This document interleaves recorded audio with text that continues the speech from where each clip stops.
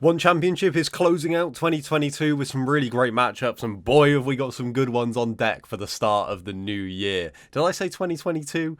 These years, they fly by, eh?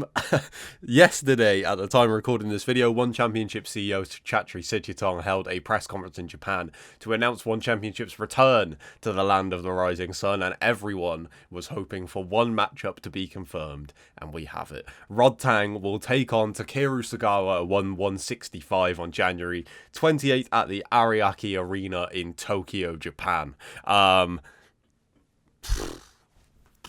That's all I got to say about that one. Well, it isn't, because this is the whole point of the video, so please don't, just click off thinking that that's where the video ends. And we have another matchup as well that we will get to that has also been announced for this card. We'll get to that second, because let's talk about Rodtang versus Takeru for a minute. I uploaded a video a couple of weeks ago now on this channel talking about what I want to see from every champion in One Championship going into the new year.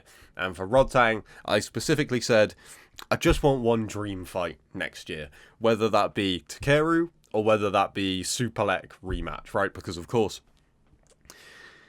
there have been criticisms of Rodtang, specifically over the last year, I think maybe over the last year and a half or so as well, that we weren't really getting the fights we wanted to see him in, right? Rodtang is a huge star, of course, a fantastic competitor and striker, but we want to see the biggest star in the promotion go up against other big names, right? And we got that earlier this year. One Friday Fights 34, he went up against Superlek at long last, and we got treated to one of the front runners, I think, for Fight of the Year. A fight that will never leave my memory watching that fight live. It was absolutely incredible, the spectacle of just seeing those two men finally face each other.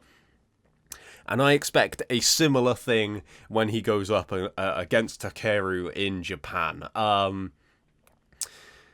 I think most people already know who Rodtang is. I don't need to do the Rodtang talk. If you don't know who he is for some crazy reason, just go watch a highlight reel and you'll want to watch all of his fights, right? If you're a martial arts fan and you don't know about Rodtang, prepare to have one of your new favourite fighters, because his performances are always so exciting and so entertaining. But like I said, quality of opponent, sometimes we haven't been getting the matchups we want to see, but I can't really talk about that anymore when it comes to the Iron Man, because he's fought Superlek. Alright, he didn't win that decision. It was a very, very close fight. I did think that Superlek did enough to win 2 of those rounds personally, but it was a very close fight, where I don't think, when you have a fight that big and it's a war like that, no one really loses. And that's clear to see by the fact that Rodtang has gone straight into this fight with Takeru. It's like, whatever. He lost the last fight.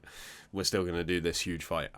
This huge kickboxing super fight in the flyweight division. I would have liked to have seen it be Muay Thai, but it's Takeru.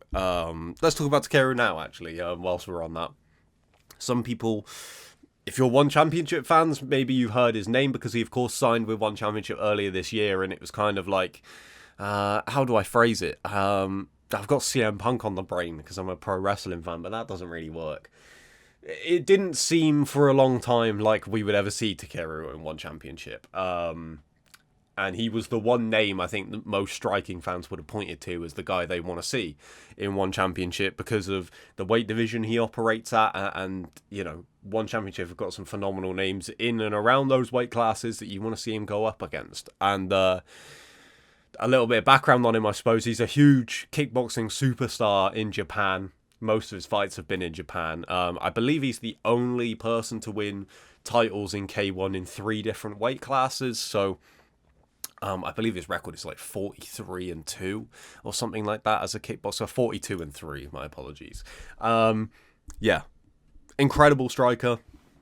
This matchup is absolutely outrageous, right? When I previewed Rodtang and Superlek, I spoke about how Rodtang is this he is the bull to Superlek's matador, right? He is the guy that walks forward, will take a shot to land one, and he has this bully style where he taunts opponents, walks them down, and oftentimes catches their strikes or parries them and lands his own lightning combinations. Superlek, on the other hand, more of the technician of the two of them, of course known as the kicking machine.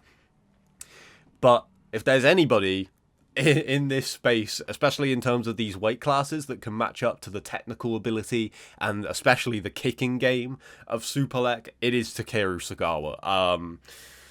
This matchup, yeah, it's quite similar to the Rodtang Superlek matchup in some ways, although I would say Takeru, coming from the kickboxing background, is maybe a bit more of a technical. I don't want to say points fighter because he gets a lot of finishes, and I think points fighter sometimes gets viewed as a bit of a dirty word in martial arts these days. But like, he is so good at that style that I think it's fair to say that would be the best way to describe him. But it is impossible to fight in that way against someone like Rodtang, who doesn't give you an inch of space. I mean, we saw Superlek ended up beating him, in my opinion, by taking the fight to him, not letting Rodtang back him up and going at him. And he, of course, clinched a lot later on in the fight. I think that was more because Rodtang was starting to get to him a little bit. But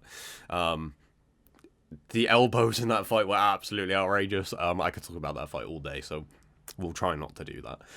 But yeah, this fight is absolutely fantastic. One of the best fights of the year for next year, and we're getting it in January, so lovely stuff there. And of course, the other matchup that we got confirmed for this card, you've got Sage Northcutt returning once again, and he will face Shinya Aoki, of course, a legend of the game in... It's not even fair to just say Asian martial arts, like martial arts in general, a legend, a pioneer as well. Of course, a staple of One Championship's roster at this stage in his career as well. And Sage has been asking for this fight for a long time. If people don't know, these two were meant to fight each other in 2021. Sage, of course, had been out for a couple of years at that point because of the injuries he suffered when he lost his One Championship debut to Cosmo Alexandra. And then Sage got COVID, so it cancelled the fight, and I think they tried to rebook it for a few months down the line, but Sage had some long-lasting effects from COVID, so that kept him out for another 2 years.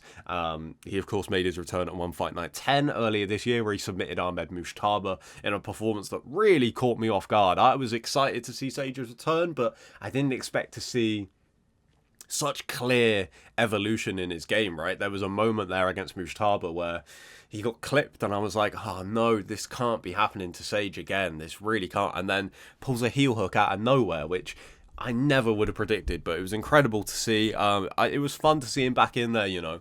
And I'm a little bit disappointed we've had to wait so long, but I think it's because they were pushing for this Aoki matchup. Sage seemed like it was the only thing really that he wanted. He kind of wanted to end this chapter with Aoki and then move on from it. And, you know, an incredible opportunity. I think, you know, once this Japan card was in the works, you're of course going to have Sage fight Aoki in Japan. Sage will be an absolute winner over there, I imagine, because of the way he conducts himself and just his look, his aura. And, of course, Aoki, a legend in that region. And maybe this is Aoki's last fight. I don't know. How old is Shinya Aoki at this stage? I wouldn't be surprised to see it be his last fight, and I think it would be an incredible way for him to go out, honestly, in front of the fans in Japan. He's 40 years old at this point. I think, you know, he could probably just do grappling matchups and stuff like that if he wanted to, and I'm not telling him to retire from MMA, not by a long shot, but I think that if he was going to go out, this would be a pretty... this would make a lot of sense, I suppose, for this to be the curtain call.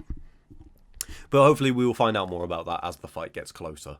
As I said, man, some incredible fights coming up at the end of this year. That One Friday Fights 46 card is outrageous. And the fights next year are looking fantastic. You know, there's plenty of stuff to get excited about. We, of course, have One Fight Night 18 in January as well as this Japan card. I would expect the One Fight Night 18 card to maybe not be super stacked, because I think that just this Japan card is going to be one of the big events of the year for sure. We, of course, already have Superlek confirmed for that card, and the return of Liam Harrison in a Muay Thai contest against John Lineker that is...